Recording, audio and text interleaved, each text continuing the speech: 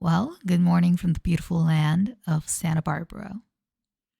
I'm greeted by the pretty pink skies early as I wake up. However, unfortunately, there is very little motivation to actually get out of bed today. Hello and welcome to my life. As a person diagnosed with anxiety, depression, and just a sprinkle of OCD, I'm sure you can imagine how much fun I have with such a spicy brain. As of recent, I've been a bit down under. I just got out of a 4 years long relationship, had my PhD qualification exams that, in my opinion, I passed by just the skin of my teeth. And in general, I don't know, I guess you could say I'm a bit homesick and also just a bit lonely. A combination of these things has me dwelling in a disorganized and frankly, quite off putting mess of a home. It's Sunday today, and I usually like to deep clean to give myself a chance to start anew each week. This month, 3 Sundays.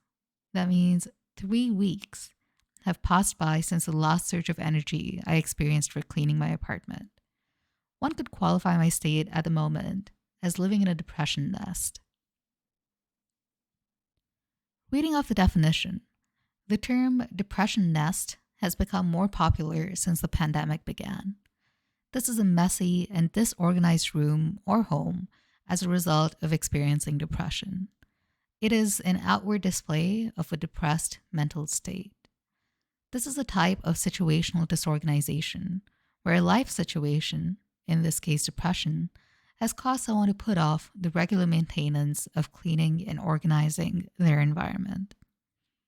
As written by Nancy Haworth, I cannot really claim the legitimacy of this term. Nonetheless, it truly resonates with something deep within me. Nancy further goes on to give her top 20 tips when tackling a depression nest. Do not have a judgmental family member or friend help you. Schedule a time when you have the most energy to take on this task. Eat beforehand and stay well hydrated. Play music in the background. Let light into the room. Take a before photo or video. Gather the basic sorting and cleaning tools before you start. Start with the space that is most important to you. Begin with clearing the floor space. Next, focus on picking up obvious trash.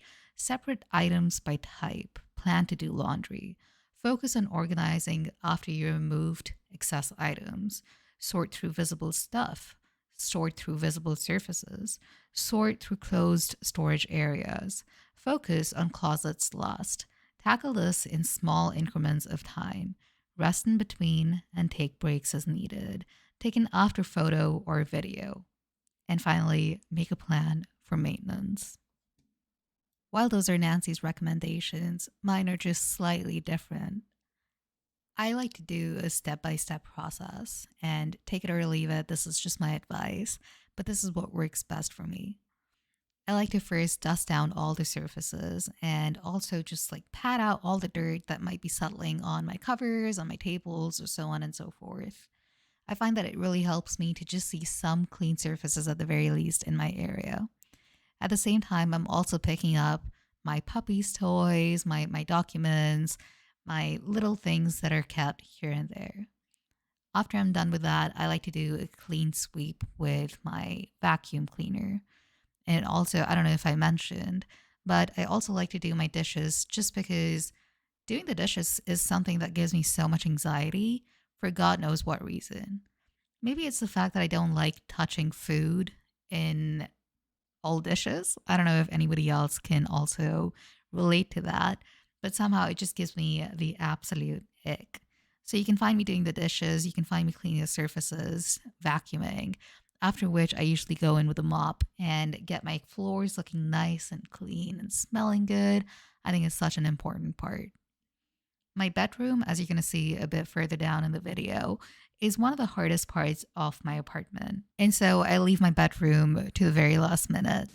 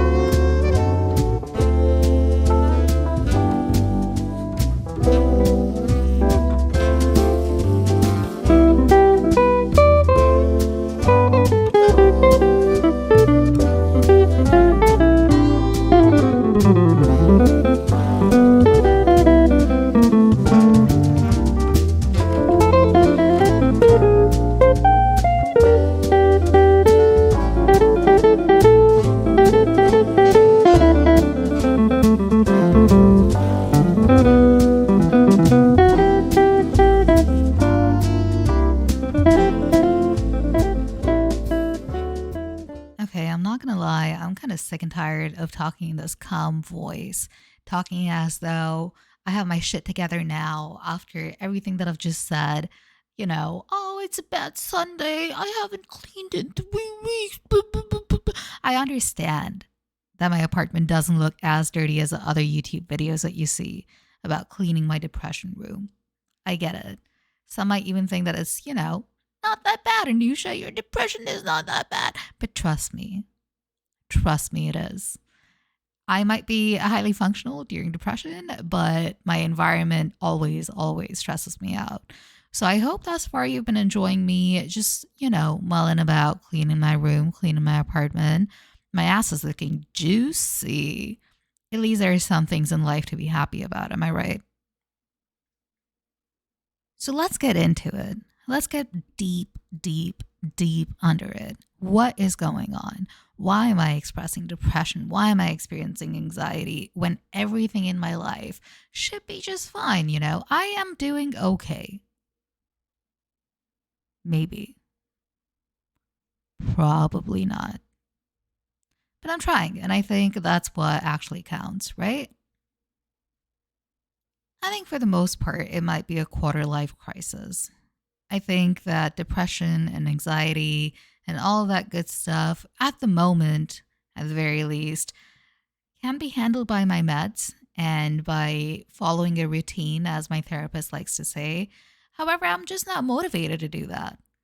Maybe it is just me that wants to mull about in my own filth and and experience that depression, truly feel that angst, truly feel that sadness, feel like I'm in my movie era, my main character era for the most part. That being said, in therapy recently, I have discovered a very, very interesting fact about myself.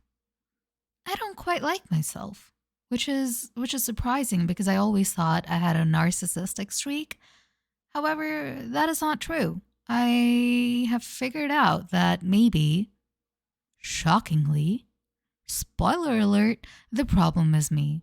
But I need something to change. I cannot let this be how my life is going forward. I cannot let this dictate my path, my direction, whatever have you. This cannot be it.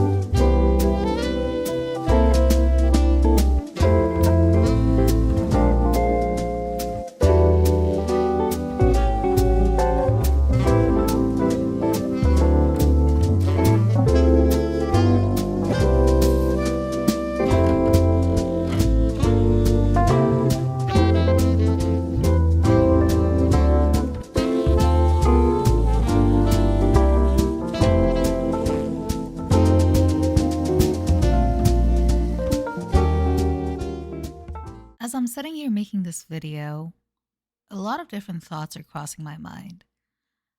I am wondering about the purpose of life. I know it sounds extremely philosophical and almost like bullshit, but there are certain times where I have thought about existentialism. Why do we exist? What is the point of life if the ultimate cause is death? The ultimate destination is death.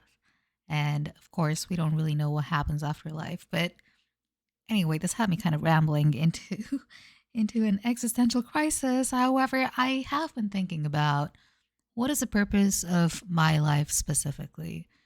What do I want to do? And is it just what do I want to do, but more so, how do I want to be? How do I want to lead my life?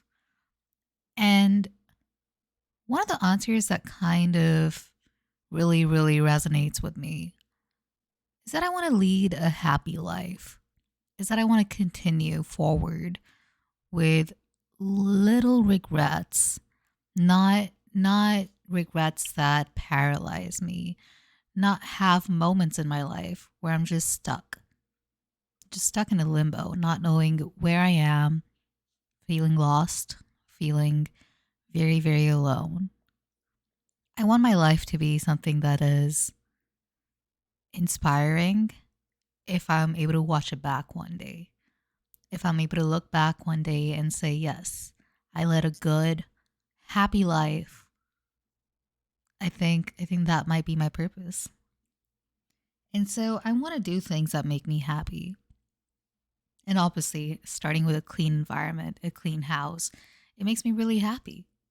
Recently, I got a puppy as well. I'm sure you can see it in the video. His name is Shiro. He is just 3 months old right now. He's very small.